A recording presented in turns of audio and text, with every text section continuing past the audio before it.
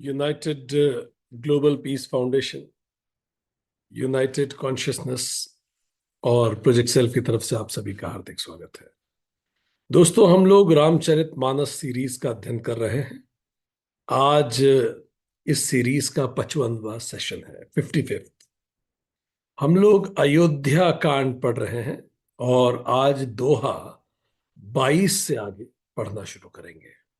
हमारा नाम डॉक्टर विक्रांत सिंह तोमर है। आज का सेशन बड़ा महत्वपूर्ण है क्योंकि आज हम रावण पे बात करने जा रहे हैं। रावण और राम, इसी के बीच में बुनी हुई ये पूरी कथा है जिसको हम रामायण कहते हैं। रावण शब्द का शाब्दिक अर्थ है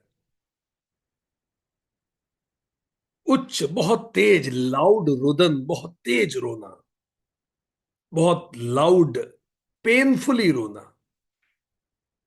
ऐसी कथा जाती है कि जब रावण ने भगवान शिव के कैलाश तक को अपनी भुजाओं पर उठाने का प्रयास किया अपने शौर्य के प्रदर्शन के स्वरूप, तो शिव जी ने केवल एक अंगूठा हल्का सा दबाया और रावण की उंगलियां नीचे दब गईं और रावण बहुत तेज रुदन करने लगा, इतना उसे दर्द हुआ। तब शिवजी ने उसे नाम दिया Ravan. Listening to his painful scream, जो इतना तेजी से वो रोया, तेजी से उसकी रुदन निकला, और तो बाद में कालांतर में रावण का अर्थ तो रुलाने वाला भी हो गया और राम का अर्थ है आंतरिक शक्ति, आंतरिक सत्य। तो जहां सत्य है वहां सच्चित आनंद है और जहां असत्य है वहां रुदन है, रोना है, दुख है। और यही जीवन के दो छोर हैं। रुदन से हमारा जन्म होता है, अज्ञान से हमारा जन्म होता है, इसलिए पैदा होते ही हम सब रोते हैं। सो रुदन is the first thing that a child does when he is born. So we all may be born like Ravana, but we should end our life like Rama. इसलिए अंतकाल में कहते हैं राम नाम सत्य है। तो हम रावण की तरह पैदा हो और राम की तरह हमारा जीवन समाप्त हो, और इस पूरी यात्रा को रामायण कहते हैं। इसीलिए इस पूरी यात्रा में ये दोनों को समझना बड़ा महत्वपूर्ण है। हमने राम जी को बड़े विस्तार में समझा। चलिए अब रावण को समझते हैं। जैसे कहते हैं जन्मना जायते शूद्र, जन्म से सभी शूद्र होते हैं। संस्कारात द्विजुच्यते, पर जब वो संस्कार अर्जित करते हैं तो द्विज कहलाते हैं, दूसरी बार पैदा होते हैं, तब राम की तरफ बढ़ते हैं। तो चलिए रावण को समझते हैं। रावण को जानने के लिए गहराई से उतरना पड़ेगा उसके जीवन में और उसके जीवन के आसपास से होने वाली घटनाओं में भी। अब आपकी स्क्रीन पे जो आ रहा है वो रावण का रावण तत्व है। जैसे राम का राम तत्व है, ऐसे ही रावण का रावण तत्व है। क्या है जो किसी को रावण बनाता है? क्या होता है? हम सब रावण की तरह जन्म लेते हैं, पर कुछ रावण की तरह रहित रहते हैं। उनका जीवन रुदन से भरा होता है, वो खुद भी रोते हैं, दूसरों को भी रुलाते हैं। कैसे कोई व्यक्ति रावण तत्व में रहता है? तो आपकी स्क्रीन पे जो आपको दिख रहा है, ये एक मनोवैज्ञानिक हुए सिगमंड फ्रॉयड। उनकी मनोवैज्ञानिक विश्लेषण है किसी भी व्यक्ति का। तो कहते हैं जो व्यक्ति आपको दिखता है, अभी जो स्क्रीन पे दिख रहा है आपको व्यक्ति, जितने भी हम सब लोग हैं, ये तो टिप ऑफ द आइसबर्ग है। आप अपने ऑफिस में जिस व्यक्ति से के साथ काम करते हैं, रोज सुबह आप जिससे बात करते हैं, आपके ऑफिस में, आपके घर में, आपके पड़ोसी, जिस भी व्यक्ति को आप मिलते हैं, उसका जो मिलना है, जिसको आप देखते हैं, वो तो टिप ऑफ द आइसबर्ग है, पर व्यक्ति उसके अंदर कहीं है। तो ये तो हम देखते हैं उसे, ये तो एक्सटर्नल रियलिटी है, पर इसको जो हम कॉन्शियसली देख पाते हैं, सो हर व्यक्ति का एक कॉन्शियस माइंड होता है। उस कॉन्शियस माइंड के परे, कॉन्शियस माइंड वो जो बोल रहा है, वो जो कर रहा है, वो जो सोच रहा है, उसे भी पता है। और कई बार जब वो कुछ करता है दूसरे भी देख पाते हैं। पर कोई व्यक्ति वैसा क्यों होता है जैसा वो है? अब आप अपने आसपास जिन भी व्यक्तियों के व्यक्तित्व को आप कई बार नहीं समझ पाते, और मन में ये आता है ये ऐसा क्यों है। तो सिगमंड फ्रॉयड कहते हैं कि एक तो प्री कॉन्शियस माइंड होता है और एक अनकॉन्शियस माइंड होता है। जो अनकॉन्शियस है उसमें सिगमंड फ्रॉयड कहते हैं इड है। इड दबा हुआ, बड़ा गहरा। वेदांत शायद इसको वासना शब्द कहते हैं। वेदांत अगर इसको लिखे तो शायद वासना कह देगा। दबी हुई वासना है, अनकॉन्शियस, हमें नहीं पता उसके बारे में। वो ग्रेविटी की तरह है, हम भले ना माने वो हम पे काम करेगी। दमित इच्छाएं हमारी, जो अकेले में हम करना चाहते हैं, जब कोई ना देखता हो, क्या करने का मन करता है। अगर मेरे पास अपार शक्ति हो, संसाधन हो, सब कुछ हो, मैं क्या करूंगा उससे? दमित इच्छाएं। प्लेजर प्रिंसिपल पे काम करता है। हमारे अंदर का वो छोटा बच्चा, तुरंत उसे ग्रेटिफिकेशन चाहिए।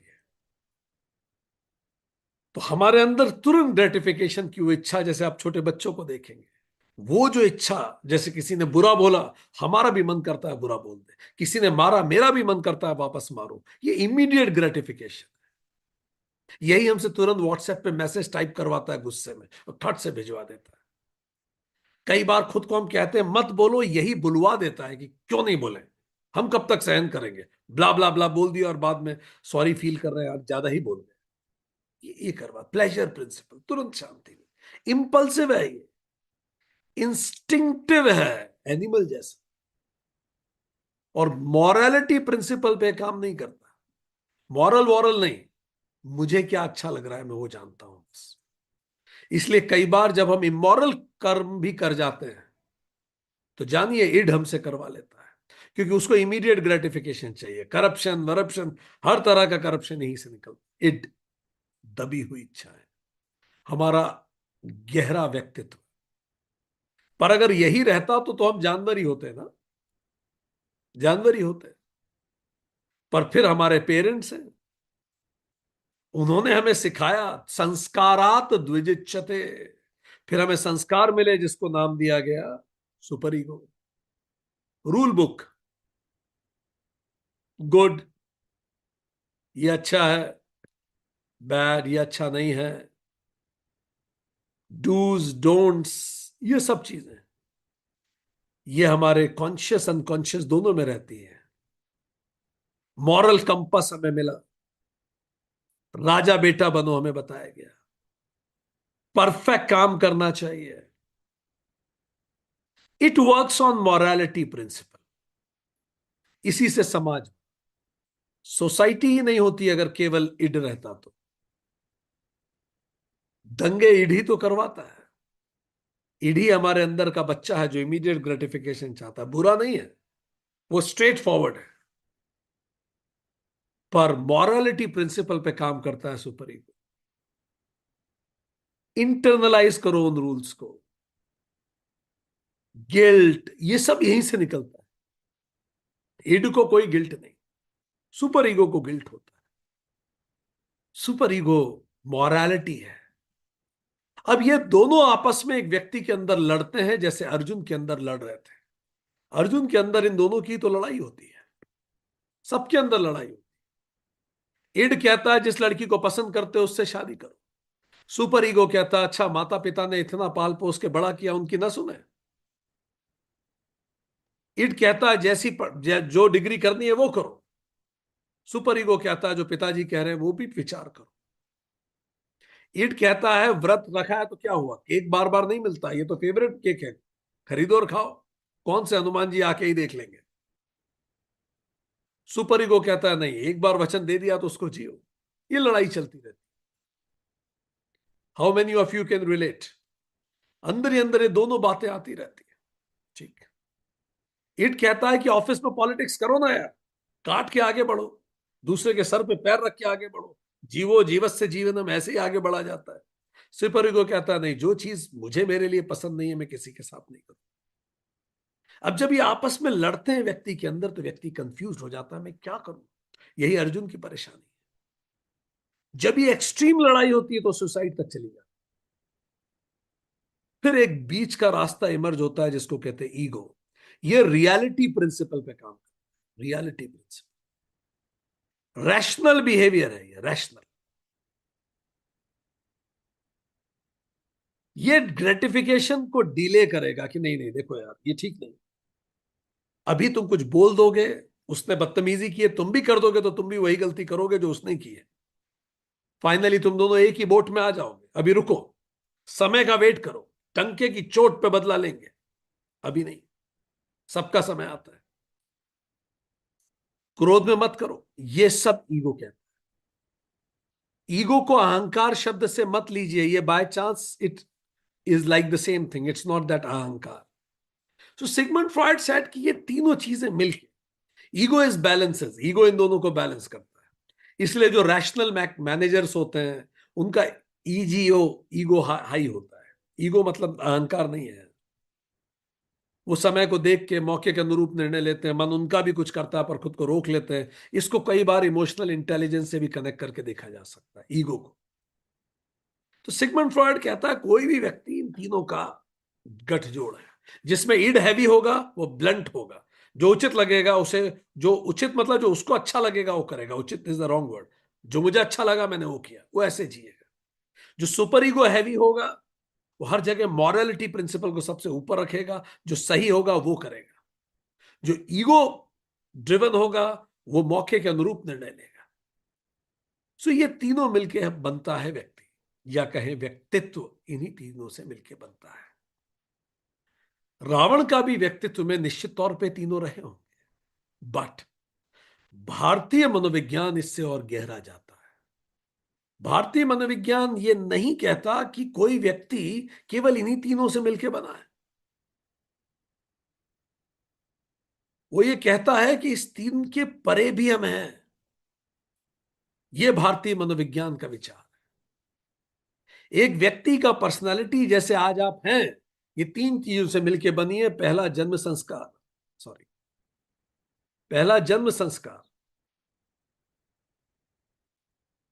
हमारी सोल की जर्नी, हमारे कार्मिक इम्प्रिंट्स, मैं पिछले जन्म में क्या था, उसके पिछले जन्म में मेरी कौन सी वासनाएं थी। सिगमंड फ्रॉइड इड को बोलता तो है, पर सिगमंड फ्रॉइड का इड इसी का एक सबसेट प्रतीत होता है। यहां लिख लें इस id. Sigmund Freud past life में उतना विचार नहीं करता, करता है पर उतना नहीं करता। पर हम भारतीय शास्त्र इस यात्रा के बारे में बताते हैं कि ये वासनाएं कहां से आ रही, जन्म जन्मांतर की वासनाएं। पर केवल वासना ही तो नहीं है, पितृ संस्कार भी है जिससे मिलता जुलता भी सुपर ईगो को ले सकते हैं, जिसको अभी हमने पढ़ा सुपर ईगो। माता पिता ने हमें सिखाया, नर्चरिंग बाय द पेरेंट्स, उसने भी हमें बनाया आज हम जैसे भी हैं। आप जिस राज्य में, जिस देश में, जिस समुदाय में, जिस कास्ट में, जिस जगह पैदा हुए, उन सब चीजों का असर पड़ा है आप पे, नहीं पड़ा है बताइए? आप किसी और राज्य में पैदा होते, किसी और जगह पैदा होते, कोई और आपके पेरेंट्स होते, तो आप बिल्कुल अलग हो जाते। फिर तीसरा है कर्म संस्कार। केवल ये दो ही नहीं है, ये भी तो है कर्म संस्कार। मेरा खुद का नेचर, मेरा परसेप्शन, में चीजों को कैसा देखता हूं, मेरी हैबिट्स, उसका भी इम्प्रिंट मेरे ऊपर पड़ता है। ये तीनों, एक, दो और तीन, ये तीनों मिलके मुझे बनाते हैं। तो वेस्टर्न साइकोलॉजी जनरली पितृ संस्कार और कर्म संस्कार पे बहुत जोर देती है, पर भारतीय मनोविज्ञान इसको भी जोड़ता है, जन्म संस्कार। ये तीनों से मिलके हम वो बने जो हम हैं। इसीलिए आपके घर में अगर दो बच्चे हैं, आइडेंटिकल ट्विंस हैं, जिनके पितृ संस्कार एक जैसे हैं, लगभग एक ही स्कूल जा रहे हैं, कर्म संस्कार भी एक जैसे हैं, पर फिर भी उनका नेचर एक दूसरे से बिल्कुल अपोजिट है, क्योंकि सोल की यात्रा उन दोनों की बहुत अलग है, उनका चैप्टर बहुत अलग है। इसी तरह से रावण की सोल की यात्रा अलग रही। हम पढ़ चुके हैं इस बारे में। रावण कभी जय विजय रहा, रावण कभी जय था, हम पढ़ चुके हैं इसको। रावण कभी जलंधर दैत्य भी था, रावण प्रताप भानु राजा भी रहा। ये तीनों कहानियां हम पढ़ चुके हैं डिटेल में। पर क्विकली हम आपको कहें, जय विजय को जब श्राप मिल गया तब वो धरती पे आए। श्राप यही था, या तो 7 जन्म लो ईश्वर के भक्त बन के, या 3 जन्म लो ईश्वर के शत्रु बन के। तो उन्होंने 3 जन्म लिए ईश्वर के शत्रु बन के, विष्णु के शत्रु बन के, ताकि जल्दी से जल्दी भगवान के पास लौटे। तो रावण के आज के व्यक्तित्व में आपको जय का भी रिफ्लेक्शन दिखेगा। जय कौन था, उसको सजा क्यों मिली? जो द्वारपाल था बैकुंठ का, भगवान से निकट संबंध था, इसका अहंकार आ गया। देखिए रावण के इस जन्म में भी आपको दिखेगा, भगवान शिव से निकट संबंध है, इसलिए अहंकार आ गया उसमें। पूरे जन्म में रावण का सबसे बड़ा शत्रु राम रहे। ये एक इन्वर्टेड डिवोशन है, विपरीत भक्ति। एक तो भक्ति होती है, आप भक्ति भगवान में ही व्यक्ति सोचता रहता है, पर जब शत्रुता चरम होती है तो भी तो आप उसी व्यक्ति के बारे में सोचते हैं जो आपका शत्रु होता है। प्रेम और शत्रुता बड़े इंटेंस भाव है।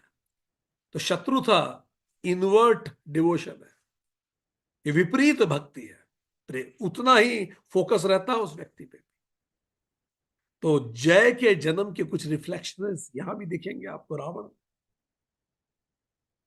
फिर जलंधर दैत्य हम पढ़ चुके हैं। जलंधर दैत्य की पत्नी वृंदा, जलंधर दैत्य इतना नेगेटिव कार्य करता था, पर वृंदा के सतीत्व से बचा रहता था। देवताओं ने जब वृंदा के सतीत्व को छल से खत्म किया, तब जलंधर दैत्य शिवजी द्वारा मारा गया। ऐसी कहानी हम पढ़ चुके हैं। तो जलंधर दैत्य का विचार हमेशा यह था, मैं योग्य हूं, मेरा अधिकार है सब कुछ नियंत्रित करना। यह भी आपको रावण के व्यक्तित्व में दिखेगा। वासनाएं जन्म संस्कारों से चलती रहती है, और उसमें भी उसकी मृत्यु और जन्म का संबंध डायरेक्टली एक स्त्री से था, वृंदा से। वृंदा का सतीत्व समाप्त हुआ, जलंधर की मृत्यु निश्चित हुई। यहां भी सीता जी उसकी मृत्यु का कारण बनी, रावण के।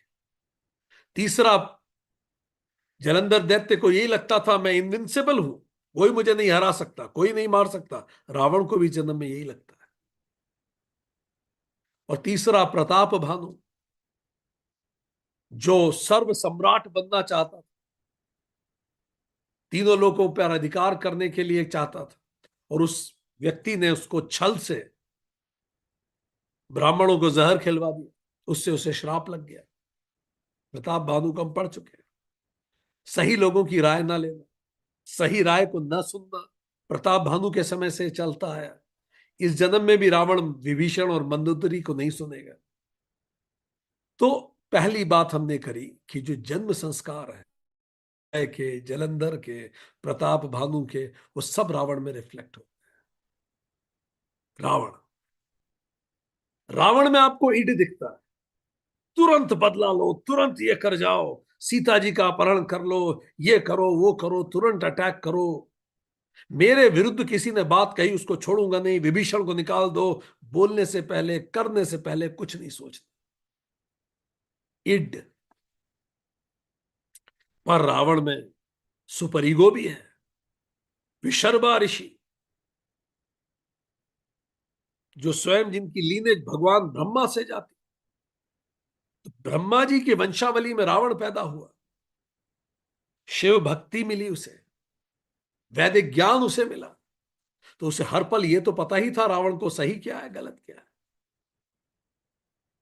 और फिर कॉन्शियस माइंड उसका, जिसमें वो एक राजा के रूप में विराजमान होता है सिंहासन पर, तो उसके अंदर ईड और सुपर ईगो तो हमेशा ही लड़ते रहेगा। ये कहां से आए इसके ईड और सुपर? थोड़ा सा और गहरा उतरते हैं। चलिए रावण की कहानी सुनते हैं। वो रुलाने वाला, वो रोने वाला, वैसा कैसे बन गया जैसा वो था? वो जय, वो प्रताप भानु, वो जलंधर, अब जब रावण हुआ तो ऐसा कैसे हुआ? रावण के पिता कैकसी के पिता विशर्बा जी थे, ऋषि विशर्बा, और उसकी माता थी कैकसी। ये एक बहुत अलग तरह की शादी थी। कैकसी राक्षसी थी, विशर्बा संत थे। इन दोनों में इन दोनों में शादी हुई। तो ऋषि जो विशर्बा थे, ये पुलत्स ऋषि के पुत्र थे, रावण की लीनेज थे, महान तपस्वी थे, वेदों के आचार्य थे। इनकी पहले शादी इलविला से हुई थी।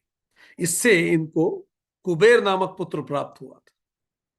और आगे जाके ब्रह्मा जी ने कुबेर को वरदान दिया, और उस वरदान के कारण कुबेर राक्षसों को हटाकर लंका पति बन गया और धन का देवता बनाया उसे। तो देवताओं ने ऋषि पुत्र को इतना सम्मान दिया, वो धन का देवता बन गया, वो लंका का अधिपति बन गया राक्षसों को हटा के। ये बात, जिसको हटाया था वो राक्षस राज सुमाली था। सुमाली ये हमेशा सोचता रहता था कि उससे सब कुछ छूट छीन गया। सुमाली का परिवार हटा दिया गया लंका से।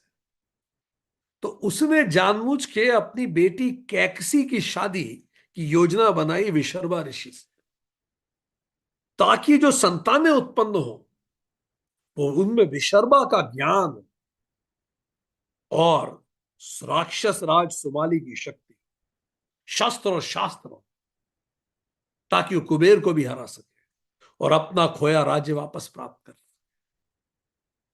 रामायण में ऐसा भी कई जगह पढ़ने में आता है कि विशर्बा ने कैकसी को कहा भी था कि तुमसे उत्पन्न, अगर मेरी तुमसे शादी हुई तो तुमसे उत्पन्न पुत्र राक्षसी वृत्ति के हो सकते हैं। पर कैकसी ने कहा यह भी तो हो सकता है वो आपकी वृत्ति के हो, तो दोनों बातें सही हो गई, विभीषण भी हुए और रावण भी हुए। खैर, तो ये विशर्बा ऋषि की लीने से रावण आता, और इसीलिए विशर्बा ऋषि ने उन्हें वेद सिखाए, यज्ञ सिखाए। इसी कारण रावण ने संगीत सीखा। बाद में रावण वीणा का आविष्कार रावण ने किया, जिसको बजाता था। और रावण ने न केवल रावण वीणा, शिव तांडव स्तोत्रम जैसा महान स्तोत्र की भी रचना करी। तो ये रावण के पिताजी थे। हम और जानेंगे इनके बारे में, विशर्बा ऋषि। पर रावण के नाना जो थे उनका भी बड़ा प्रभाव था रावण पे। सुमाली, सुमाली जैसा हमने बोला पहले लंका पे राज करते थे, कुबेर ने हटा दिया उनको। अंदर से देवर हर्ट, और शक्ति वापस प्राप्ति के लिए वो चाहते थे कि उनकी बेटी की शादी ऋषि विशर्मा से हो जाए, और जो पुत्र हो वो लंका वापस छीन ले। क्योंकि जब ऋषि पुत्र होगा तो देवता भी विरोध नहीं कर पाएंगे। ऐसा कई विचार से सोचकर वो हमेशा उकसाते रहे रावण। रावण की मां जो थी कैकसी, वो राक्षस वंश, पर बचपन से उसने देखा था कि वो पराजित रहे, एग्जाइल में रहे। तो उसकी मां का मनोविज्ञान यही था कि हम पराजित हैं, हमें लंका से हटा दिया गया। इसीलिए उसे एक उद्धारक पुत्र चाहिए था, कि वो बच्चा हो मुझे जो उद्धार करे हमारे कुल का, हमारे वंश का। इसीलिए वो अति महत्वाकांक्षी है कैकसी। बट प्रेम बहुत करती है रावण। रावण जब सीता जी का अपहरण करेगा तो हम पढ़ेंगे कि वो माता कहती है नहीं, इसको लौटा दो, तुम मारे जाओगे। तो तीनों चीजें रावण के आसपास है। सत्व रूपी पिता विशर्बा, रजस महत्वाकांक्षी माता कैकसी और तमस प्रतिशोध से भरे हुए नाना सुमाली, ये तीनों रावण में रक्त बन के बहते हैं। जब सत्व को रजस और तमस नियंत्रित करने लगते हैं तो व्यक्ति विनाशक हो जाता है। सत्व तो था रावण में, पर रज और तम उसको नियंत्रित कर रहे थे। कैक्सी और सुमाली का प्रभाव बढ़ रहा था। इसीलिए माता पिता जो अपने बच्चों को अपने स्वधर्म को नहीं खोजने देते, वो उन्हें भीतर से खोखला कर देते हैं। रावण को स्वधर्म खोजने ही कहां दिया गया। बच्चों को अपने अपमान के बदले का वाहन नहीं बनाना है। ये उनके भविष्य को जहर देने जैसा हो जाए। बच्चे को अपने जीवन का वाहन नहीं बनाना है, उसका जीवन है। मेरे अधूरे सपने पूरे करने के लिए वो पैदा नहीं हुआ, उसकी अपनी यात्रा है। केवल ज्ञान देना पर्याप्त नहीं होता। ऋषि विशर्भा ने रावण को ज्ञान तो दिया, पर थोड़े उदासीन रहे। पढ़ेंगे अब इसके बारे में। इसलिए बच्चों को अपने अधूरे सपने का प्रोजेक्ट ना बनाए और बाहर से पहचान मत थोपिए उसे कि तुम्हें बदला लेना है, ये करना है। कैक्सी का प्रेम कंडीशनल रहा कि तुम्हें योग्यता अर्जित करनी है, और जितना योग्य होता था उतना प्रेम मिलता था। पहचान रावण पे थोपी गई, उसके पास चॉइस ही नहीं थी। इसीलिए रावण में भावनात्मक बुद्धिमत्ता कम हो गई। उसे निर्णय लेने का बचपन में मौका ही नहीं मिला, खुद होने का जो होना चाहता है। इसीलिए जरूरी है कि हम खुद से पूछें कि ये जो मेरी महत्वाकांक्षाएं हैं, मेरी हैं या मुझे विरासत में मिली हैं। मुझे इंजीनियर बनना है, क्या मुझे ही बनना है? मुझे परीक्षा निकालनी है, क्या है मेरा सपना है कि मेरे माता पिता का ही सपना है जो मैं आगे बढ़ा रहा हूं, और मैं वास्तव में कुछ और चाहता हूं? क्या मेरा अहंकार असुरक्षा को ढक रहा है कि मैं अंदर से डरा हुआ हूं पर बहुत एग्रेसिव खुद को प्रेजेंट करता हूं? क्या मेरे भीतर भी कोई रावण बचपन के दबाव के कारण बना है क्या? क्योंकि गलत पेरेंटिंग केवल एक व्यक्ति को नहीं, पूरे युग के लिए संकट पैदा कर सकती है। विशर्मा जी आपकी स्क्रीन पे। विशर्मा जी ने रावण को शास्त्र पढ़ा, ज्ञान दिया शास्त्रों का। पर विशर्मा जी की कमी यह रह गई, सांस्कृतिक आध्यात्मिक ज्ञान तो दिया पर भावनात्मक दूरी रखी। सात्विक थे, तपस्वी थे पिताजी। जैसे हमने आपको बताया कि ये रावण उनकी दूसरी संतान थी, दूसरी पत्नी से संतान थी। उन्होंने पहले ही कहा था कि ये संभव है, और राक्षसी प्रवृत्ति। पर एक चीज, चूंकि वो बड़े विरक्त रहते थे, उनको रावण से कोई मतलब नहीं रहता, तो उन्होंने रावण को सब कुछ सिखाया। आयुर्वेद, राजनीति, यज्ञ, तपस्या, विधि, सब कुछ, शास्त्र शस्त्र, सब कुछ। तो रावण का कॉग्निटिव बौद्धिक विकास बड़ा तेजी से हुआ। पर चूंकि पिता अनुपलब्ध थे, emotionally father was not available, तो रावण का इमोशनल डेवलपमेंट नहीं हो पाया। इमोशनल उसे खालीपन लगता था। पिता ने इतने उच्च आदर्श तो दिए थे, पर पिता भावनात्मक मलहम के लिए नहीं थे कभी। तो रावण का कॉग्निटिव बौद्धिक विकास बहुत शार्प, पर भावनात्मक खालीपन रहा। क्योंकि पिता अपने आश्रम व्यवस्था में थे, वो वानप्रस्थी हो रहे थे। उन्होंने विशेष ध्यान ही नहीं दिया भावनात्मक उसकी रिक्वायरमेंट को। वो अधिकतर तप, अध्ययन और इसी में रहते थे पिताजी हमेशा। उनके जीवन का उद्देश्य आध्यात्मिक सिद्धि थी।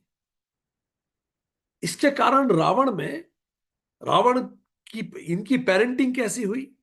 उच्च आध्यात्मिक और उच्च नैतिक अपेक्षा थी, पर भावनात्मक दूरी थी। तो रावण अपने आप को प्रूव करने में परफेक्शनिस्ट बन गया, पर उसको पिताजी द्वारा उतना अप्रिशिएशन नहीं मिलता था। तो रिकॉग्निशन सीकिंग बन गया, लोग उसकी तारीफ करें। अब घर में तो मिल नहीं रही थी उसे तारीफ पिताजी से, उसे पिताजी से ही चाहिए थी और पिताजी कर, इसलिए वो सेल्फ क्रिटिक भी बन गया, लगातार मान्यता की भूख रही। रावण एक सक्सेसफुल इनसिक्योर और एम्प्टी व्यक्ति बना।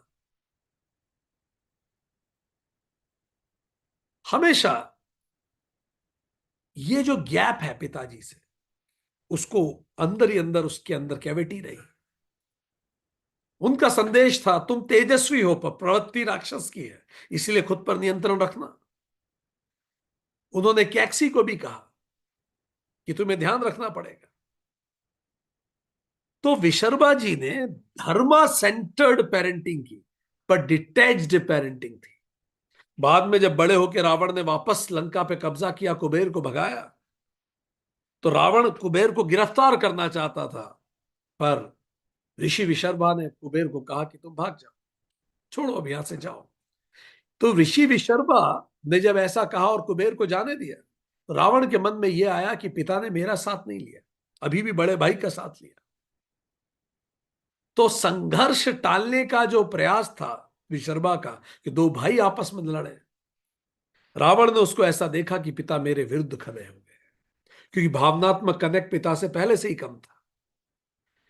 इससे रावण के मन में यह बात गहराई से आई कि मैं आगे चल के सबको हराऊंगा और एक दिन पिताजी को भी प्रूव करूंगा कि मैं सही था, आप गलत थे।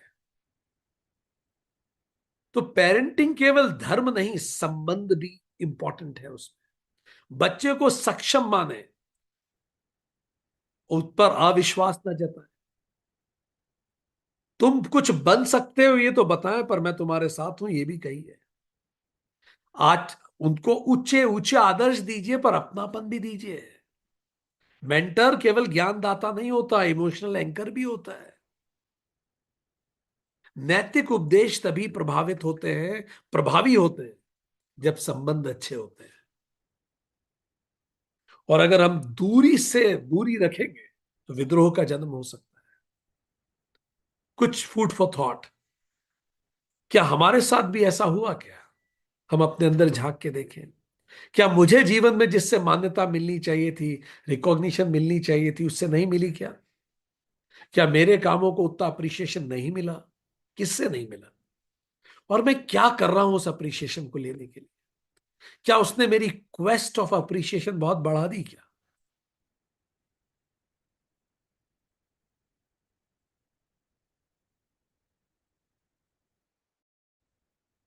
क्या मैं अपने बच्चों को धर्म के साथ अपनापन भी दे रहा हूं क्या?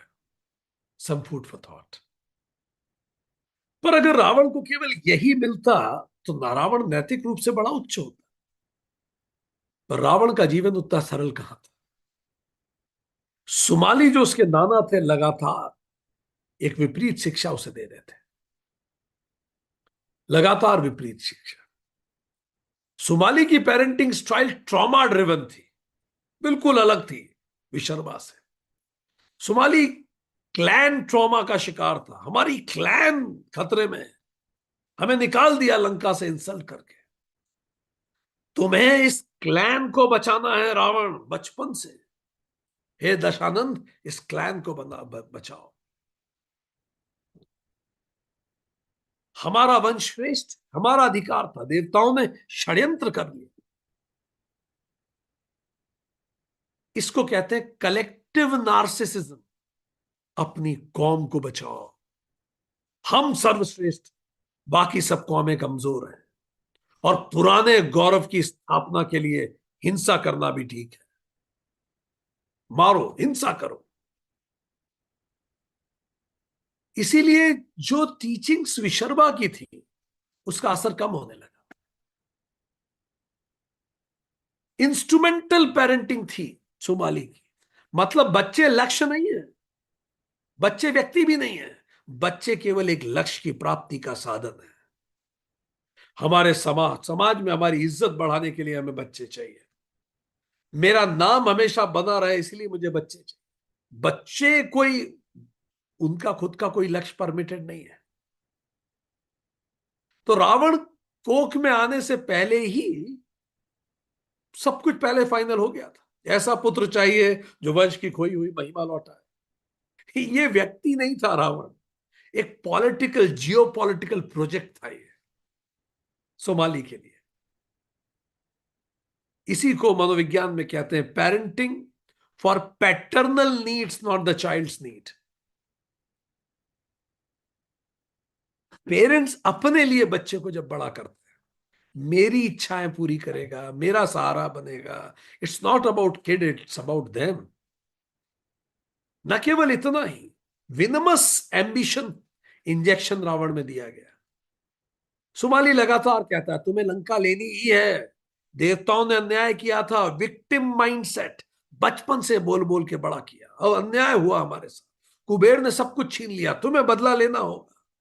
जब ऐसा वातावरण मिलता है बच्चे को, तो उसके अंदर ग्रीवेंस आइडेंटिटी, बचपन से ग्रीवेंस रहती है। आप अरब चले जाइए, आप इजराइल चले जाइए, बचपन की कहानियां सुन सुन के बच्चे ग्रीवेंस आइडेंटिटी से कई लोग बड़े हो रहे हैं। Revenge is a motivation. इससे सुप्योरिटी कॉम्प्लेक्स आती, हम सर्वश्रेष्ठ थे, हमसे धोखा हुआ, हमारे प्रति धोखा दिया गया और हमें निकाल दिया गया, हमें बदला लेना है, सुप्योरिटी कॉम्प्लेक्स। और फिर विक्टर एग्रेसर कंफ्यूजन हो जाता है। सुमाली उन्हें बताता है कि हम पीड़ित हैं, हम विक्टिम हैं, विक्टर बोल रहे हैं हम, सॉरी, विक्टिम एग्रेसर, हम विक्टिम हैं, इसीलिए हमें एग्रेशन करना हो। ऐसे बैठे रहोगे तो कुछ नहीं मिलेगा। धैर्य वालों को बस वही मिलता है जो मेहनत करने वाले छोड़ जाते हैं। तुम्हें काम करना पड़ेगा, तुम बैठ नहीं सकते। हम पीड़ित हैं। ये कॉग्निटिव डिस्टॉर्शन होने लगा रावण के मन में। ऐसा कुछ नहीं कहा था विशर्मा ने। रावण का एक होस्टाइल वर्ल्ड व्यू बनने लगा, जिसको कहते हैं पीड़ित चेतना, विक्टिम कॉन्शियसनेस, अन्याय का बोध, एंटाइटलमेंट, जो मेरा था मुझसे छीन लिया गया, वो हमारा है, हम लड़के वापस लेंगे। तो रावण पे एक इम्पोज्ड आइडेंटिटी एक छोटे बालक मन पे हुई, उसका आत्मबोध पूरा कुचल गया। बच्चे को साधन नहीं, बच्चे को कोई साध्य, बच्चे का खुद का साध्य नहीं है, वो केवल एक साधन है। महत्वाकांक्षा करुणा से अलग हो गई, वो विश्व बन गई। ये सब रावण के साथ। वी वर्सेस देम, बचपन से वो इस चीज से आगे बढ़ा। वी वर्सेस देम, हम और वो, हमें उनसे लड़ना है, वी वर्सेस देम। शक्ति महत्वपूर्ण है नैतिकता से, क्योंकि देवताओं ने धोखा दिया है। खुद के अंदर झांक के देखें, कहीं ऐसा तो नहीं हो रहा मेरे अंदर भी इस तरह के कुछ भाव हैं और वो मेरे निर्णय को प्रभावित कर रहे हैं। कहीं मेरे अंदर भी एक विक्टिम एग्रेसर चक्र तो नहीं चल रहा कि मेरे साथ बुरा हुआ इसलिए मैं एग्रेसिव रहूं। Food for thought. कहीं मेरी कहानी में भी थोड़ा थोड़ा इस सब चीजों का रिफ्लेक्शन तो नहीं है। न केवल इतना ही, फिर जो माता थी कैक्सी, उनकी पेरेंटिंग स्टाइल भी अलग थी। एम्बिशियस मदरिंग थी एंड कंडीशनल लव, सशर्त और महत्वाकांक्षा। कैक्सी एक गिरे हुए वंश की राजकुमारी है, जैसे हमने आपको बताया, और वो पुनरुत्थान करना चाहती है। तो बचपन से ही उसकी रणनीति क्या थी? Glorifying the child before birth. मेरे गर्भ में जो बच्चा है, ये महान बनेगा और इस वंश का उद्धार करेगा। विवाह करते समय ही कह देती विशर्मा से कि मुझे ऐसे पुत्र होंगे जो लंका वापस लाएंगे। चाइल्डहुड ओवर ग्रेटिफिकेशन, मतलब रावण के जन्म से पहले उसकी रोल आइडेंटिटी फिक्स थी, वैल्यू सिस्टम फिक्स हो गए थे, लाइफ मिशन फिक्स हो गया था। बेचारा भी पैदा नहीं हुआ था कि सब पहले से ही फिक्स कर चुके। क्या हमारे भी घरों में ऐसा होता है क्या? क्या कुछ कुछ कम अधिक हम भी बच्चों का सब चीजें पहले से फिक्स कर लेते हैं क्या? अभी तो हमें अभी भी याद है, हमारे बुआ जी के घर हम गए हुए थे, तो वहां एक मेड थी। तो मेड हमारी बुआ जी से बात कर रही थी और कह रही थी मैंने तो डिसाइड किया है, उसकी बच्ची 6 साल की थी। वो कहती मैंने तो डिसाइड किया मैं अपनी बच्ची की लव मैरिज करवाऊंगी। अब हम ये सुन के सोच रहे थे कि ये कैसे लव मैरिज करवाएंगे। इसके लिए तो बच्ची को किसी को प्रेम करना होगा ना। हाउ कैन यू डिसाइड कि आप लव मैरिज करवाएंगे, अरेंज करवाएंगे, फिर समझ नहीं आता। सो द पॉइंट इज, सब कई चीजें पहले से ही फिक्स हो जाती। कितने पेरेंट्स हैं, चूंकि वो इंजीनियर हैं और बच्चा अगर इंजीनियरिंग या मैथ्स के सब्जेक्ट में अच्छा नहीं है तो उनको बड़ा दुख होने लगता है, घबराने लगते हैं। वो भूल जाते हैं कि उसकी यात्रा है, उसका लाइफ मिशन हमसे अलग है। ये this is called parental over expectations. इससे नार्सिसिज्म के बीज बोए जाते हैं। पेरेंट्स जब ओवर वैल्यूएशन करते हैं बच्चों का तो बच्चा नार्सिसिस्ट हो जाता है। आत्ममुग्धता, नार्सिसिज्म, मैं, आई एम द ग्रेटेस्ट, मुझसे बेहतर कोई नहीं। यही रावण के साथ हो। कंडीशनल लव दिया माता ने, गुण हो तो प्यार, अन्यथा अस्वीकार। You need to be eligible, achieve the love, achieve love. जितनी अधिक सफलता, जितनी शक्ति, उतना प्रेम, उतना प्रेम। रावण चूंकि शक्तिशाली था, सर्वाधिक प्रिय था माता को। कुंभकर्ण बलशाली था, इसलिए माता के लिए उपयोगी था, उसके लक्ष्य में। विभीषण धर्मनिष्ठ था, युद्ध नहीं कर सकता था, इसलिए विभीषण को घर में मान्यता सबसे कम थी। तो देख, बच्चे भी सिबलिंग्स में देखते थे कि माता किस चीज को वैल्यू करती। इससे फर्क पड़ने लगा, उससे कंडीशनल वैल्यूएशन होने लगा। इसीलिए सेल्फ फोकस बच्चों का बढ़ा, हमें बस, हमें शक्ति अर्जित करनी तो ही प्रेम मिलेगा।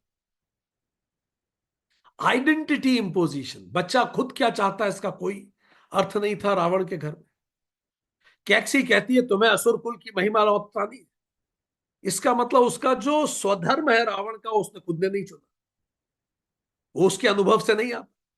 वो रावण इसीलिए इंजीनियर थोड़ी है क्योंकि वो इंजीनियरिंग करना चाहता था, वो इसीलिए है क्योंकि उसके पिताजी इंजीनियरिंग करना चाहते।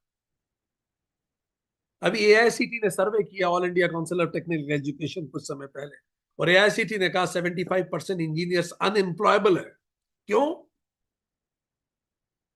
कई कारणों में से एक, वो इंजीनियरिंग करना ही नहीं चाहते थे। वो तो कर रहे हैं क्योंकि करना पड़ रहा है।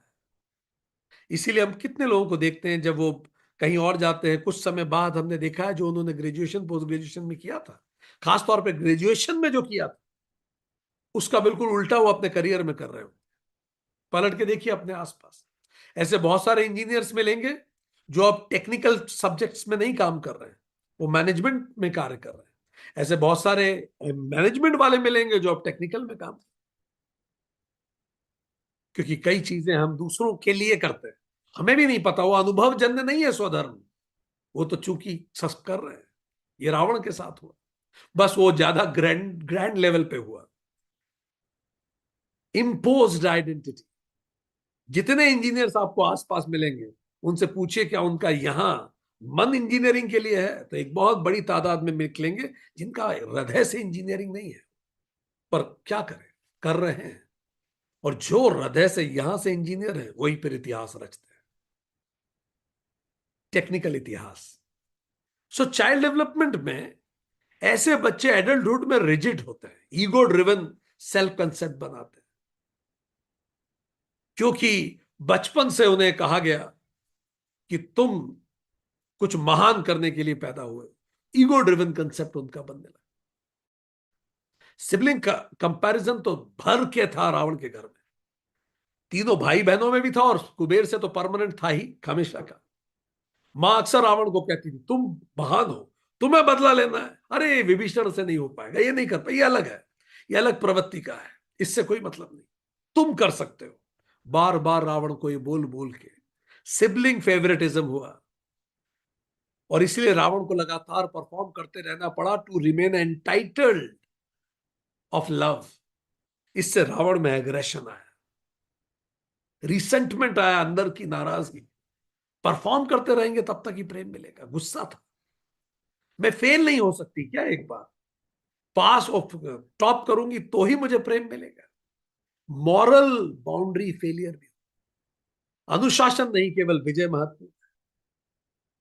बच्चे को अर्थ और काम सिखाती है कैक्सी, पर धर्म नहीं सिखाती। धर्म विशर्बा सिखाते हैं, पर चूंकि नाना और मां का प्रभाव इतना था कि वो ड्वेल वैल्यू सिस्टम हो गया रावण। आइडेंटिटी स्प्लिट हो गई रावण की, इंटरनल कॉन्फ्लिक्ट था उसके। तो इन सब चीजों से बच्चों को मिशन नहीं मानव समझें। प्रशंसा प्रयास की हो, अहंकार की नहीं। प्रेम अनकंडीशनल हो, परफॉर्मेंस बेस्ड नहीं।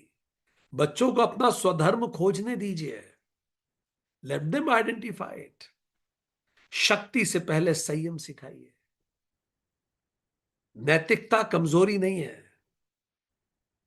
ये सब चीजें। चलिए एक पल का पॉज लेते हैं और सोचते हैं, क्या मेरे ऊपर भी मेरा मैं कहीं थोपा हुआ है क्या? क्या क्या चीजें हैं आज जो मैं कर रहा हूं, या जो मैं खुद के बारे में सोचता हूं, या मेरे जीवन में है? कौन कौन सी आइडेंटिटी थोपी हुई है? क्या मेरे करियर में कुछ ऐसा है जो थोपा हुआ है? मैं ये नहीं चाहता।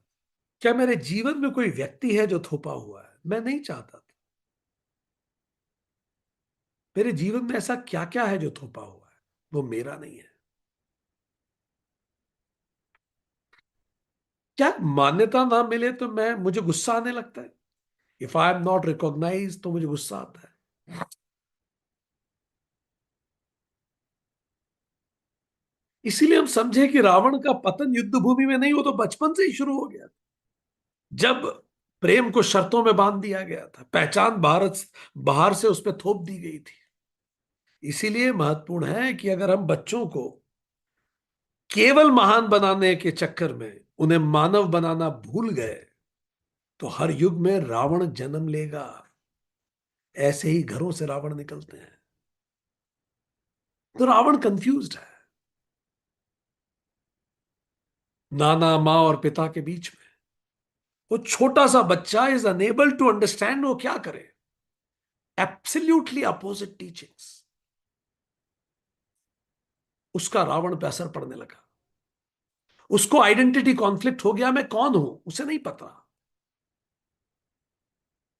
पिता ने जो बताया वो बिल्कुल अलग था। इसलिए इससे उसका फ्रेगमेंटेड सेल्फ हो गया। रावण अंदर से फ्रेगमेंटेड हो गया, उसको नहीं समझ में आ रहा है वो कौन है। क्या वो है? और क्या सही है? क्या वो सही है जो नाना जी कह रहे हैं? इसलिए कई बार हमें वो शिव भक्त भी दिखता है, वो कई बार स्त्री का अपहरण भी करता है। बड़ा अपोजिट उसमें आइडेंटिटी कॉन्फ्लिक्ट है। फिर रावण में ग्रैंडियोस नार्सिसिज्म है, बहुत गहरा नार्सिसिज्म, गर्भ से ही सुनता सुनते आया। एंड देन कलेक्टिव नार्सिसिज्म भी है, क्लैन बचाने के लिए आया है। हमारी क्लैन सबसे अच्छी है, तुम गौरव हो, वंश के गौरव हो। ये दूसरा रावण के ट्रेट है, आइडेंटिटी कॉन्फ्लिक्ट, अपोजिट आइडेंटिटीज उसके अंदर है। कहां वेद भी जानता है और दूसरी तरफ लोगों को वेदना भी देता है। श्लोक भी बोलता है और दूसरों को शोक भी देता है। शिव का भजन भी करता है और राम द्रोही भी है। ये सब अजीब सी उसकी पर्सनालिटी बन गई। मैं सबसे सर्वश्रेष्ठ हूं, मेरा वंश श्रेष्ठ, कलेक्टिव और तीनों लोगों पे अधिकार करना मेरा अधिकार है। फिर उसकी कॉग्निटिव स्ट्रेंथ भी जबरदस्त है। वेद सारे जानता है वो। पर समस्या ये है, जीत सोचता विशर्भा से है और जीता सुमाली की तरह है। तो उसके अंदर लड़ाई चल रही है, मॉरल डिसइंटीग्रेशन हो गया है उसका। बौद्धिक रूप से उसे सब पता है, वेद नीति संगीत सब पता है। पर जब उसे जीता नहीं है तो अंदर अंदर और उसको गुस्सा आता है। कई बार आप देखिए, हमें जब पता होता है हम गलत कर रहे हैं, तब कई बार खुद से भी चिढ़ होती है। लाइक फॉर एग्जाम्पल, हम नहीं चाहते कि हमारा वजन बढ़े, हम चाहते हैं हम स्वस्थ रहें। पर जब हम नहीं कर रहे होते हो जो करना चाहिए उसके लिए, तो कई बार खुद से इरिटेशन होने लगती है। रावण तो हर दिन ये इससे जूझता है। कंडीशनिंग हो गई उसकी। धर्म की जगह अहंकार ने ले ली। उसे पता है साधना दिव्य है, पर उसका जो साध्य है वो अधर्म से भरा हुआ है। सब कुछ है। तो रावण एक विद्वान अधर्मी के रूप में सामने आता है। ये भी रावण में आपको देखने को, क्योंकि वो सुमाली बार बार उसको कहता है, वो कुबेर सारा पैसा लेके बैठ गया, वो तेरा भाई उसने धोखा दिया हमें। देवताओं से मिलकर लंका छीन ली, उससे लंका वापस ला। देवताओं ने उसे देव पैसे का राजा भी घोषित कर दिया, वो सब संपत्ति वापस ले, सब कुछ छीन जो कुछ हमारा था, और तू ही वो कर सकता है। अटैचमेंट स्टाइल भी, फादर डिस्टेंट रहे, मदर कंडीशनल रही, तो उसकी अटैचमेंट भी उसे बड़ा अजीब सा मिला। पिताजी इमोशनल डिस्टेंट थे, माता लविंग थी पर कंडीशनल थी, एम्बिशियस थी, नाना प्रोटेक्टिव थे पर रिवेंजफुल थे। तो इससे एक इनसिक्योर अटैचमेंट है, क्योंकि उसको पता है लोग मुझसे अटैच नहीं है, मेरी ताकत से अटैच्ड है, और मैं अगर, जब तक मुझ में ताकत रहेगी लोग मुझे पसंद करेंगे। आप देखेंगे कई लोग किसी भी उम्र में रिटायर नहीं होना चाहते, क्योंकि उनको पता है जब तक मेरे पास ताकत रहेगी लोग मुझे पसंद करेंगे, लोग मेरे आसपास रहेंगे, ताकत खत्म कोई नहीं आएगा मेरे पास। इसलिए रावण ताकत नहीं छोड़ना चाहता, बचपन से देखा, छोटा सा था तब से वो देखता आया कि मां तभी प्रेम करती है जब ताकत होती है, स्ट्रेंथ चाहिए। तो बहुत गहरी असुरक्षा है उसके अंदर, और इसके कारण ग्रैंडियोस डिफेंस है। जब व्यक्ति अंदर से डरा हुआ होता है तो ज्यादा रौद्र रूप दिखाता है, ताकि दूसरों को बता सके मैं डरा हुआ नहीं। बाहर से मैं अजय हूं का कवच है उसके अंदर, और अंदर वो बड़ा खाली है, अकेला है। मॉरल रीजनिंग उसके अंदर है, एक तरफ धर्म है, उसने वेद पढ़े हैं, दूसरी तरफ क्लैन की लॉयल्टी है। दोनों के अलग अलग संदेश है। पिता ने साफ कहा है मैं धर्म के पक्ष में खड़ा रहूं, और सुमाली ने बोला है कि कुल और बदला धर्म से ऊपर है, यही तुम्हारा धर्म है। और इसके कारण रावण के अंदर एक गहरा गिल्ट है, उसे पता है वो अधर्म कर रहा है, इसीलिए, और वो खुद को रोक नहीं पाता, इसलिए गुस्सा और तेज है। तो अब वो दबा ही देना चाहता है हर उस विचार को जो उसको परेशान कर रहा है, धर्म के विचार को पूरा ही दबाना चाहता है ताकि अंदर से आवाज ही ना निकले। सिबलिंग डायनामिक्स भी बहुत है, कुबेर उससे कंपैरिजन, विभीषण से कंपैरिजन, हर तरफ कंपैरिजन। और इसीलिए रावण को यह समझ में आ गया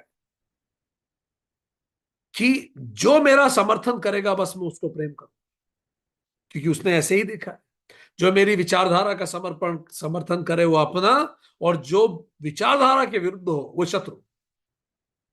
मतलब आप रावण के साथ समीक्षा पे चर्चा नहीं कर सकते, you can't critically evaluate things with Ravan, you have to be either with him or against him, you can't be neutral. Ravan वो गुंजाइश नहीं देगा। आप अपने ऑफिस में देखिए, ऐसे कई लोग होंगे, आपको तटस्थ रहने की गुंजाइश नहीं, अगर आप उनके साथ नहीं है तो आप बाय डिफॉल्ट उनके विरुद्ध है, पीरियड। अगर आप उनसे सहमत नहीं है तो वो मान के चलेंगे कि आप उनके विरुद्ध हैं। अरे सहमति और असहमति के बीच में एक न्यूट्रल प्लेस भी तो होता है। आपने कई रिश्तों में भी देखा होगा, अगर आप सहमत नहीं है उनसे तो मान के चलेंगे आप विरुद्ध है। यही रावण का विचारधारा है, आप न्यूट्रल नहीं रह सकते। यह नार्सिसिस्ट व्यक्तियों में एक तरह की स्प्लिटिंग होती है, जो ब्लैक एंड व्हाइट में देखती हैं सब चीजें, रावण के अंदर भी यही है। उसने बोला था सुमाली ने, ब्रह्मा जी की तपस्या कर, इमोर्टेलिटी ले ले और जाके फिर सबको हरा दे, तीनों लोक वापस ला, तू ये करने के लिए बना है और केवल तू कर सकता है। और इसी कारण रावण ने इतना तप किया। रावण भी तप करते हैं, राम भी तप करते हैं, पर दोनों के तप का उद्देश्य अलग है। रावण ऐसे बचपन से बड़ा हुआ, एक बिल्कुल कंफ्यूज्ड, तीन अलग अलग पेरेंटिंग मेथड्स हुई रावण के साथ, जहां पिता ने असाधारण ज्ञान दिया, अनुशासन दिया, आध्यात्मिक मानव मानक दिए, पर भावनात्मक दूरी थी। भविष्यवाणी थी कि तुम्हारा बीज तो राक्षस का है, कई बार पिता बोल भी जाते थे जब कुछ ऐसी हरकत करता। इस दूसरी तरफ माता ने कंडीशनल लव दिया, सिबलिंग कंपैरिजन हुआ, इंडिविजुअल ग्रैंड्योरेंस सुन सुन के नार्सिसिज्म आ गया, पर अंदर से इनसिक्योर था कि अगर मैंने कुछ अच्छा नहीं किया तो कोई पसंद नहीं करेगा। फिर नाना थे, क्लैन का ट्रॉमा, रिवेंज मिशन, विक्टिमहुड, इससे वो बच्चा परेशान हो गया। तो रावण एक ऐसा व्यक्ति है जो उच्चतम विद्या है, अत्यधिक अहंकार है, वंशगत प्रतिशोध है उसके अंदर, और असुरक्षित अटैच। इसलिए रावण एक बटा हुआ, कटा हुआ व्यक्तित्व है, जिसमें रज तम सत तीनों लड़ रहे हैं आपस में। उस रावण के अंदर ही विशर्वा, सुमाली, कैक्सी तीनों लड़ रहे हैं आपस में। इसलिए रावण आपको मिक्सचर ऑफ अपोजिट्स, वो ऐसा बन गया जब ये मूल्य टकराए। अब बात यह है, रावण जाके खड़ा होगा श्री राम के सामने। राम जी का जीवन तो बिल्कुल ही अलग था। राम जी का जीवन ऐसा नहीं हुआ। तो ये जो टकरावट है, ये केवल दो व्यक्तियों में टकराव नहीं है, ये दो पेरेंटिंग मेथड्स में भी टकराहट है। ये दो विचारधाराओं की भी लड़ाई है। राम जी को हम देखें, अब राम जी का परिवार और रावण का परिवार हम देखें, मूल नैरेटिव क्या है? What is the basic narrative? Basic narrative Ram ji का क्या है? राम जी के परिवार का बेसिक नैरेटिव क्या है? गौरव गाथा, रघुकुल की रीत सदा चली आए, प्राण जाए पर वचन न जाए। याद कीजिए वशिष्ठ जी कैसी गौरव गाथा अपने परिवार की बताते थे। तुम ऐसे कुल में हुए हो जहां वचनों पे लोगों ने जान दी है। तुम ऐसे कुल में हुए हो जहां सच्चरित्रता, आदर्श ये महत्वपूर्ण है। जबकि यहां रावण को बचपन से क्या सुनने को मिला? हम पराजित हैं, देवताओं ने हमारा हक छीना, हम विक्टिम हैं। पेरेंटिंग स्टाइल क्या थी? अथॉरिटेटिव का मतलब not in negative sense. Authoritative का मतलब एक जैसे पिता अथॉरिटेटिव होता है प्रेम के साथ, warmth of relationship, discipline and conversation. पर हियर ओवर एवेल्यूटिंग मिला रावण को पेरेंटिंग, कंट्रोलिंग मिला, यही करना है तुम्हें, इमोशनल डिस्टेंट पेरेंटिंग मिली, ट्रॉमा ड्रिवन मिली, रिवेंज ओरिएंटेड मिली। जहां श्री राम को एक सुरक्षित माता पिता संबंध मिले, रावण को माता पिता मिले जिनकी आपस में कभी नहीं पटी। नाना अलग बता रहे हैं, पिता अलग बता रहे हैं, माता अलग बता रही है, कंडीशनल एक्सेप्टेंस, क्लैन ट्रॉमा, सब कुछ। राम जी का सेल्फ व्यू ये था कि मैं धर्म पालक राजकुमार हूं। रावण बचपन से ये सोच के आगे बढ़ा, मुझे तीनों लोगों पर नियंत्रण करना है। दूसरों के प्रति व्यू ये है कि दूसरे मेरी सेवा और संरक्षण के पात्र हूं, मैं सबको सुरक्षित करूं, और अगर कोई भी परेशानी हो, कोई शत्रु भी हो, तो डायलॉग करूं उससे। राम जी ने यह सीखा, भले परशुराम हो, विभीषण हो, समुद्र हो, लेट मी टॉक, डायलॉग करूं। ऐसा नहीं है कि अगर तुम मेरे साथ नहीं हो तो तुम मेरे विरुद्ध हो, ऐसा विचार नहीं है। दूसरे मेरे सेवा के पात्र हैं या संरक्षण के पात्र हैं, पर रावण के लिए दूसरे केवल इंस्ट्रूमेंट है to achieve what he wants to achieve, because Ravan स्वयं में भी तो इंस्ट्रूमेंट ही है to achieve what Sumali wanted to achieve. और अगर डिसेंट कोई करे जो आपकी विचार से विरोध हो, आपके विचार से सहमत ना होने में ही अपने आप में विरोध है। तो अगर कोई कॉन्फ्लिक्ट हो जाए तो सिद्धांत आधारित राम जी डील करते थे। कम से कम हिंसा, हिंसा अंतिम विकल्प है। पहले बात करेंगे, 3-3 दिन इंतजार करेंगे, डायलॉग करेंगे। रावण तो तत्काल अटैक करेगा, लगातार एक्सकलरेट करेगा विषय, हरण करेगा, युद्ध करेगा, डायलॉग नहीं करेगा वो, क्योंकि डायलॉग उसने सीखे ही नहीं, लड़के जीतना सीखा है। तो हम देखते हैं कहां रावण को श्री वशिष्ठ और विश्वामित्र जैसे गुरु मिले, जिन्होंने धर्म और सत्य पढ़ाया। एक दूसरे, हर learning was endorsing the last learning. पर रावण को ऋषि विशर्वा और राक्षस राज सुमाली का विपरीत मार्गदर्शन मिला। एक तरफ शास्त्र थे, तो दूसरी तरफ उसको हिंसा के लिए शस्त्र दिए। एक तरफ आध्यात्म था, तो दूसरी तरफ पैसा कमाने के लिए इस कदर उसके अंदर ट्रॉमा डाला गया। तो ये बहुत अलग दो व्यक्तित्व है। रावण की हर बात में आपको दिखेगा ऐसा। जहां राम जी को एक सिक्योर पेरेंटल अथॉरिटेटिव पेरेंटिंग मिली है, जैसे एक पिता अथॉरिटेटिव होता है पर प्रेम रखता है, पारिवारिक वातावरण मिला है। दशरथ और सब रानियों में आपस में कितना प्रेम है, हम सब तो पढ़े हुए हैं सब, इतने प्रेम से वो बड़े हुए हैं। फिर बाल्यावस्था में ही विशिष्ट और विश्वामित्र मिले, सब चीजें उन्हें सिखाई गई, मार्गदर्शन मिला। रामचंद्र जी के गुण हमने पढ़े थे, याद कीजिए। वाल्मीकि जी को क्या कहा था नारद जी ने? राम जी धर्मज्ञ हैं, सत्यनिष्ठ हैं, प्रजाप्रिय हैं, संयमी हैं, विवेकशील है। फिर उनको बचपन से वार्मथ मिला है, अनकंडीशनल लव मिला है। दशरथ इतना प्रेम करते हैं। इमोशनल कैविटी नहीं थी राम जी के पास, जैसी इमोशनल कैविटी थी रावण के पास। उच्च अपेक्षा राम जी से भी थी, और पर अनुशासन के साथ। देखिए, वशिष्ठ विश्वामित्र उनसे कठोर तप करवाते थे, राक्षस वध के लिए भी उन्हें भेजा, पर उनको अकेले लेके गए ताकि पिता का मोह टूटे, राम जी की क्षमता पे विश्वास आए कि राम जी अकेले सब कुछ कर सकते। राम जी के निर्णय का सम्मान होता था, संवाद होता था। राम जी ने बचपन से उनके घर में यही देखा। आप देखिए, सबसे बातचीत, हर चीज का हल है बातचीत। भरत से बातचीत करें, पिताजी से बातचीत करें, माँ से बातचीत करें, लक्ष्मण से बातचीत करें, जबाली से बातचीत करें, निषाद राज से बातचीत करें, परशुराम से बातचीत करें। बातचीत is the solution. Dignity and autonomy, एक दूसरे के बातों का सम्मान। जबाली अगर ऐसी बात कह रहे हैं तो राम जी उनको संहार नहीं करेंगे, राज्य से नहीं निकाल देंगे। जबाली जैसा चार्वाकवादी भी राज्य में उतना ही डिग्निटी से रह सकता है। तो राम जी डिग्निटी से रहते थे, डिग्निटी देते थे, और ऑटोनॉमी थी निर्णय लेने की। इसलिए तो गए वन में। बैलेंस पेरेंटिंग है, उच्च अपेक्षा है पर उच्च स्नेह भी है। पर पर क्या था? विशर्भा, उच्च अपेक्षा पर भावनात्मक रिक्तता। अटैचमेंट थ्योरी है मनोविज्ञान की। वो कहता है कि जब बच्चों को स्थिर, संवेदनशील और उपलब्ध अभिवादक मिलते हैं, अभिभावकों के पास बच्चों के लिए समय रहता है, उपलब्ध हैं, when kids wanted them, they are there to talk, share, discuss। इसीलिए हम हमेशा कहते हैं कॉन्वर्सेशन बढ़ाइए। पेरेंटिंग का आधार है कॉन्वर्सेशन, इंक्रीज कॉन्वर्सेशन। आगे चल के सिक्योर अटैचमेंट विकसित होता है, बच्चे में विश्वास होता है, भरोसा, सहानुभूति होती है। राम जी में हम यही सब देखते हैं।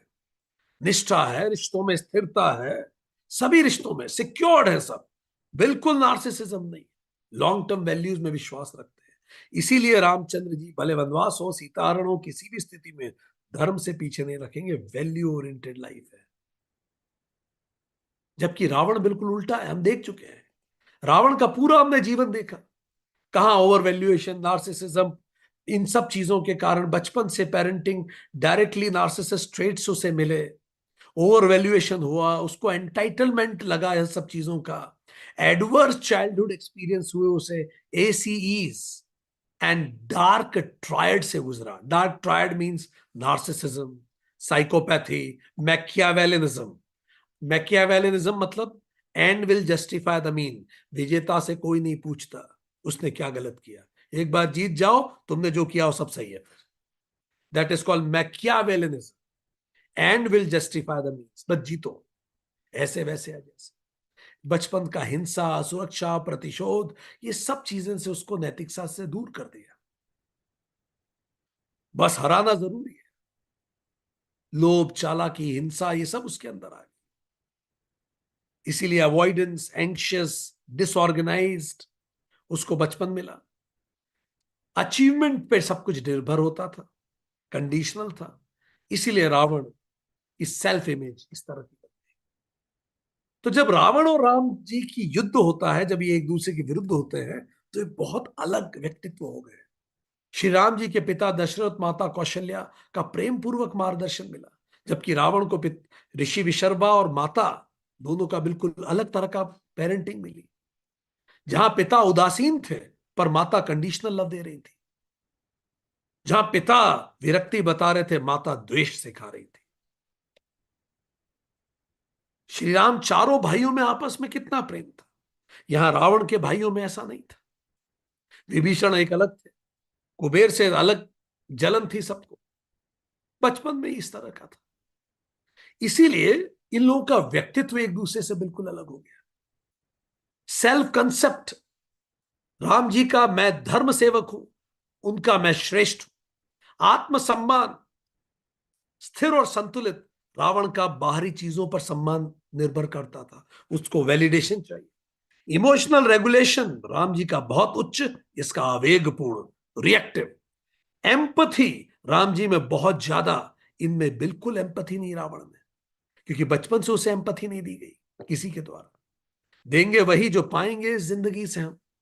Moral reasoning, long term gratification, Ravan का तत्काल gratification. Leadership style servant leadership, Ravan का डोमिनेंस। शक्ति का उपयोग सबके हित के लिए, यहां प्रभुत्व बढ़ाने के लिए। संबंधों की गुणवत्ता सिक्योर, यहां insecure and exploit, her relation exploit करो। संघर्ष प्रबंधन, युद्ध अंतिम विकल्प है कॉन्फ्लिक्ट में, यहां यह पहला विकल्प होता है। अपराध बोध, राम जी हर चीज पर आत्ममंथन करते थे, पर रावण का अपराध बोध जीरो है, गलती करने के बाद भी नहीं मानता था, जो मैंने किया वो सब सही है। अभिभावक के संस्कार कैसे थे, राम जी को स्नेह अनुशासन के साथ बैलेंस पेरेंटिंग मिली। यहां trauma, over valuation, emotional distance, ego, इनके व्यक्तित्व इतने अलग हो गए राम रावण के। ईगो फंक्शन, ये विनम्रता से रहे, ये बहुत ज्यादा एग्रेसिव थे। मेंटल स्टेबिलिटी बहुत हाई, यहां लो, फट पड़ता था रावण क्रोध में। फियर रेस्पॉन्स, साहस और विवेक और धैर्य के साथ। रावण जब घबराएगा तो अटैक करेगा जैसे जानवर करते। सामाजिक व्यवहार, परोपकारी और न्यायप्रिय, रावण का प्रभुत्वकारी और स्वार्थ प्रधान। दूसरों के दृष्टिकोण को स्वीकारना, राम जी का चरित्र। रावण कभी किसी का दृष्टिकोण नहीं स्वीकारेगा, जो मैंने कहा वो सही है, मेरा वचन ही सच। सेल्फ कंट्रोल राम जी का बहुत हाई, रावण में तो सेल्फ कंट्रोल है ही नहीं, वो तो अटैक करेगा, जो उसको ठीक लग रहा है वो करेगा। वैराग्य, लोभ रहित, परोपकारी, यहां अति लोभी। Value system high, low and goal motivation, धर्म, और यहां वंश और बदला, ये उसका गोल था। तो रावण राम जब साथ में खड़े दिखते हैं तो वो साथ में है नहीं। Ram ji earn power to protect the weak, where is Ravan to exploit the weak. Ram ji learns Vedas for liberation, but Ravan for domination. Ram ji commands respect, he demands respect. Ram ji wins the heart, he wins the land. Ram ji rules the dharma, he rules by sword. Ram ji believes in equality, he believes in superiority. Ram ji in win-win, he wins in, he goes in win-lose. Ram ji about devotion, he is about dominance. Pro social है राम जी, ये grandeur self की बात करते हैं। Balance parenting Ram ji देखते हैं, इनको over valuation मिली। Tranquillity Ram ji में है, इसके ट्रॉमा से गुजरा। सर्वेंट लीडरशिप है, यहाँ डिक्टेटरशिप है। इमोशनल कनेक्ट है राम जी का, यहाँ इमोशनल डिस्टेंस है। सिक्योर अटैचमेंट है, वहां एक्सप्लॉइटेटिव अटैचमेंट है। तो रावण से राम की यात्रा ही जीवन है, जिसको योग सूत्र कहता है। हम सब वो ईश्वर हैं जो इन चार चीजों से, छह से डंक मार दिया गया। पहला क्लेश, राग द्वेष, अभिनिवेश, अविद्या और अस्मिता। ये पहली चीज है जिसके कारण, क्लेशों के कारण हम भटक गए अपने रास्ते से, हम रावण की ओर मुड़ गए। डीड, हम कर्तापन में आ गए, अहंकार है, मैं कर रहा हूं। विपाक, रिजल्ट, मैं भोगता हूं, कर्म फल पे भी मेरा अधिकार है और मैं भोगता हूं, हमने योग सूत्र में पढ़ा। आशय मीन्स वासना है, तो वासनाएं, कर्म फल पर अपना अधिकार मानना, खुद को कर्ता मानना, और पांच क्लेश, इन सब के कारण ईश्वर भटक गया और वही रावण हो गया। जो व्यक्ति राम हो सकता था वो रावण हो गया। जिस व्यक्ति में असीम संभावनाएं थी, in him the seed of omniscience has reached its utmost development which can not be exceeded. जब इंसान इन चारों से ऊपर जाता है, क्लेश, कर्म, विपाक, आशय, मतलब वासना, तो वो अपनी हाईएस्ट लेवल ऑफ इवोल्यूशन तक पहुंचता है, जिसको एक्सीड नहीं किया जा सकता। सो हमारा व्यक्तित्व जन्म, कर्म और पितृ तीनों संस्कारों से मिलकर बनता है, पर हम बंध जाते हैं इस क्लेश, कर्म फल और वासनाओं से। और इसलिए जिसका जन्म राम होने के लिए होता है, वो रावण की तरह देह त्याग देता है। आज का सेशन रावण के जीवन का सेशन था, ताकि हम रावण से अपने जीवन के लिए चीजों को सीखें। तो हमने क्या सीखा? हमने सीखा कि जब सत्व को रजस और तमस नियंत्रित करने लगे आपके, तो फिर जीवन विनाश में चला जाएगा। थोपी गई पहचान आत्मबोध को कुचल देती है और व्यक्ति भीतर से असुरक्षित होता है और बाहर से आक्रमणक हो जाता है, क्योंकि वो अंदर से कमजोर है। जरा सा आपने उसे क्वेश्चन किया, वो एग्रेसिव हो जाए, क्योंकि उसको आंसर्स नहीं पता। जो क्वेश्चन आप पूछ रहे हैं, doesn't have the answer of it. महत्वाकांक्षा जब करुणा से अलग हो जाए तो वो विष बन जाती है। केवल ज्ञान देना पर्याप्त नहीं है, भावनात्मक अटैचमेंट भी इंपॉर्टेंट है, नहीं तो व्यक्ति अहंकारी हो जाएगा। ज्ञान है पर करुणा नहीं है, अहंकार है। जहां प्रेम योग्यता प्रदर्शन आधारित हो, प्रेम वह करुणा नहीं, प्रतिस्पर्धा जन्म लेती है। ये बच्चा ज्यादा योग्य है तो इसको ज्यादा प्रेम, ऐसे नहीं होता। बच्चों को अपने अधूरे सपनों का प्रोजेक्ट ना बनाए। बच्चे साधन नहीं है, स्वयं में उद्देश्य है। प्रेम अनकंडीशनल हो, परफॉर्मेंस बेस्ड नहीं हो। बच्चे मिशन नहीं है, उन्हें मानव समझें। पहचान थोपे नहीं, बच्चों को अपना स्वधर्म खोजने दें। शक्ति से पहले धर्म और करुणा उसे सिखाएं, ताकि उस शक्ति को सही उपयोग कर सके। केवल धर्म नहीं, संबंध और अपनापन भी दें। तुम बन सकते हो के साथ मैं तुम्हारे साथ हूं हर पल, ये भी उसे कहिए। आदर्श ऊंचे हो पर अपनापन उससे भी ऊंचा हो, इससे बच्चा कनेक्टेड फील करता है। माता पिता के अधूरे सपने बच्चों की नियति नहीं बनने चाहिए।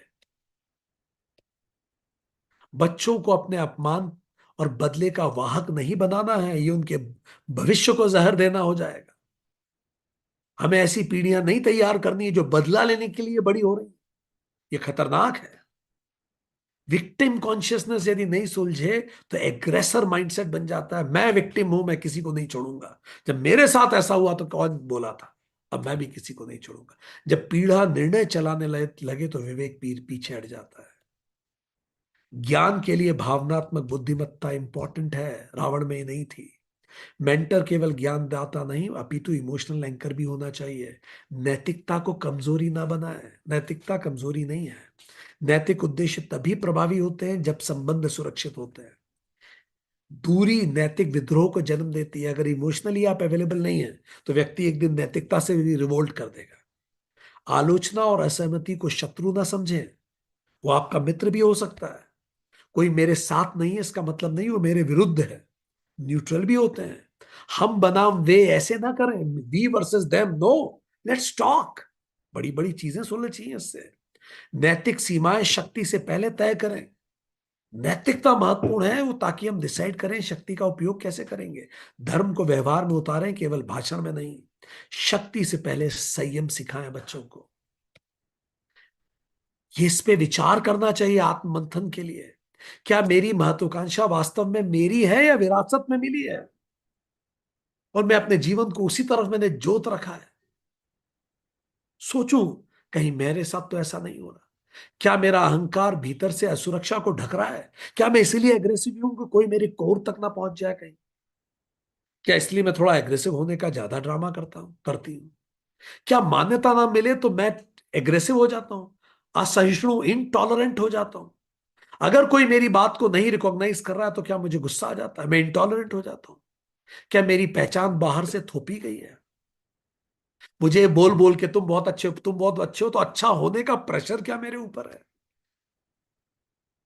क्या मेरे भीतर भी कोई रावण कंडीशनल लव से सफर हो रहा है, परफॉर्मेंस बेस्ड अप्रूवल से सफर कर रहा है, या बचपन का दबाव जो आज भी मुझे नियंत्रित करता है? क्या ऐसा है क्या? जैसा हमने कहा, रावण का पतन युद्ध भूमि में नहीं, उसके बचपन से शुरू हो गया था, जब प्रेम शर्तों में बांध दिया गया और पहचाने बाहर से थोप दी गई थी। यदि हम बच्चों को महान बनाने में ही लगे रहे और मानव बनाना भूल गए तो हर युग में एक रावण जन्म लेगा। सो दोस्तों, अब जब हम रावण और राम जी की कथा सुनेंगे तो हम दोनों को बचपन से जानेंगे। अब हम देखेंगे जो जो हमने आज सीखा है रावण के जीवन के बारे में, उन सब के रिफ्लेक्शन हमें देखने को मिलेंगे। चलिए इस जीवन को रावण से राम की यात्रा का एक माध्यम बनाएं। चलिए इस जीवन को रामायण बनाएं। आज के लिए इतना ही।